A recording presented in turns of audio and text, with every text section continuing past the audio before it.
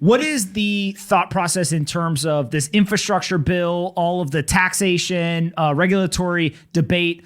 Don't get into the politics. I don't care about the politics, but do you think that it's something where the U.S. basically ends up embracing this, or do you think the U.S. is adversarial toward over a long period of time? No, I think we're going to embrace it. I'm actually happy the deal didn't get rushed through.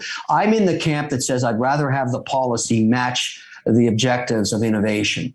And I think the U.S. should lead in crypto innovation. We should be developing the technology. Some of the companies that you showed me months and months ago are very forward thinking. They need to work in, the stuff we looked at together. They need to work in a compliance environment. Every single company that wants to raise institutional capital has to embrace the regulator. And I'm waiting for it. So I'd rather see policy developed that, does not, that if you're a broker dealer and you're trading assets, you have to go with a certain level of compliance based on broker dealers that trade financial assets. But if you're a miner and you're actually an infrastructure play in mining coin, maybe the regulation should be a little different for you. And I'd rather have the policy developed with the, the actual industry participants in a way that makes us the global leader. Now that China's shutting down all those those miners, particularly the ones that were using coal to burn electricity, this is a huge opportunity for U.S. And so we should take leadership on sustainable Bitcoin mining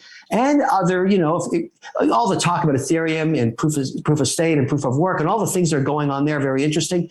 This sector requires the regulator to issue policy. And once policy is issued, let the competition begin, because I'll tell you, a ton of capital is going to be coming into the space. We've seen in the past in financial markets, and this is a little bit of a tangent, but I was reading about this over the weekend, an absolute drastic increase in America's position in the global financial system. The more that we pursue deregulation, that comes with risks, but historically that has been a positive.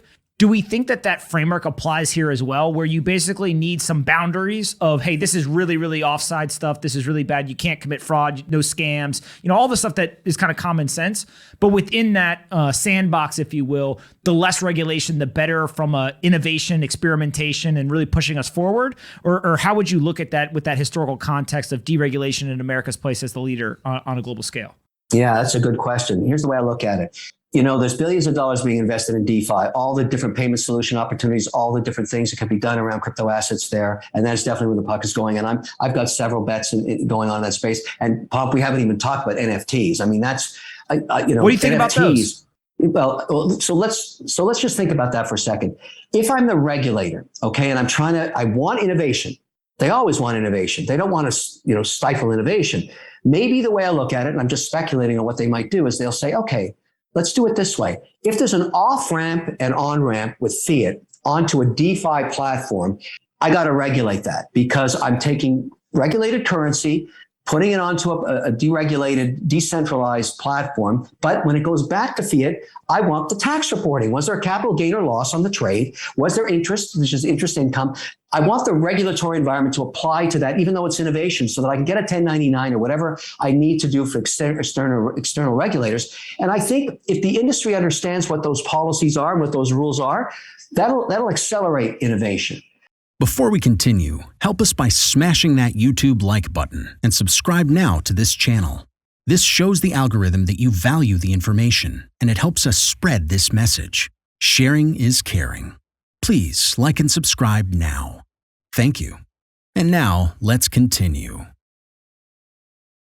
Now, when it comes to NFTs, I'm going to make a statement here that you may not believe, but I think that in the next 5 years, the market capitalization of the NFT markets will exceed that of Bitcoin itself. I really believe that, because the potential for all of these industries that are dealing with physical assets that want to give them accreditation or give them provenance or sell NFTs from that is billions of dollars. It's billions of dollars, from the Mona Lisa to my watch collection. And so I look at it and say to myself, which of those verticals should I become an investor in and stake my claim? And the one that I'm starting with, I haven't talked much about this, and I don't think I've ever mentioned it to you, is I'm building a team around the watch industry. I mean, I've been a watch collector for 40 years. I've got a massive buildup in that asset class. And I want every single one of my pieces to have an NFT associated with it. And I know all of the large collectors around the world, and I've talked to them, and they all want the same thing. It's a multi-billion-dollar space waiting to emerge in the next 24 months. And I'm going to lead the charge there. It's a very arrogant thing to say, but nobody knows the people I know in terms of how to put this thing together. But that's just one tiny vertical. So here's my question, and you answer it for me.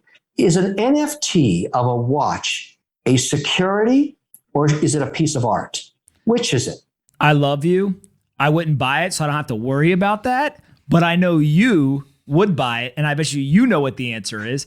My guess is they would deem it a security only if the purchase was made to try to increase the price. Like you're buying it specifically for the price appreciation, not for collection or wearing the watch, etc. But how do you determine that? I don't know. Well, that's a very interesting answer because that's the debate going on right now. Because the same thing for art. If you buy a piece of art, because let's face it, the NFT I want to buy, let's say I know a collector named Bill and he's got a one-of-a-kind FP Journe watch that I can never have because it's one of a kind. And he's got 3 NFTs. I'm a buyer. I'd like to buy that NFT. I don't know what it's going to trade for. It's going to get auctioned, but I bet you in 5 years it's worth more. Now, that's no different than buying a Warhol, right? So I think we need to get policy on that.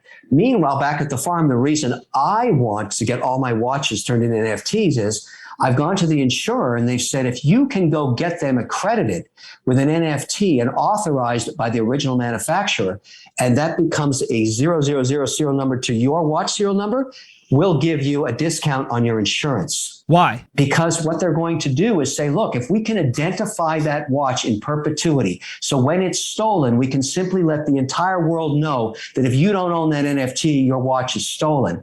That takes a lot of pressure off thieves in stealing watches. If all the world's one-of-a-kind watches were NFT'd with authorizations, who's going to buy a stolen one-of-a-kind unless they get the authorization NFT? I wouldn't do it.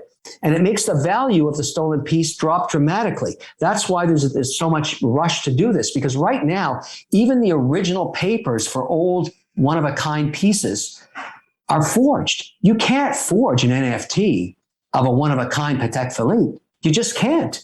And that's why there's such an interesting opportunity here. What to do in such a situation? Inform yourself and keep your financial education strong. We from the Compact Group offer our loyal subscribers a free educational portal with first-hand monetary, financial, and economic knowledge.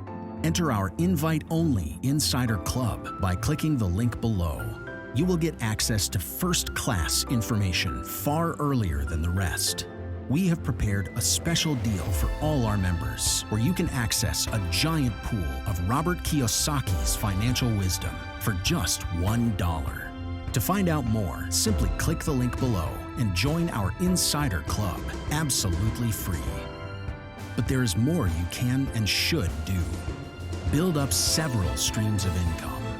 More and more people realize that they have to take their future in their own hands, but they don't know how and where to start. We from Compact offer our Insider Club members unique opportunities. Strengthen your financial muscle and get the edge. Click the link below. Become part of our free Insider Club. No financial obligations. But there's one important thing you have to know. You have to become active. So do it now. Become active and see you on the other side.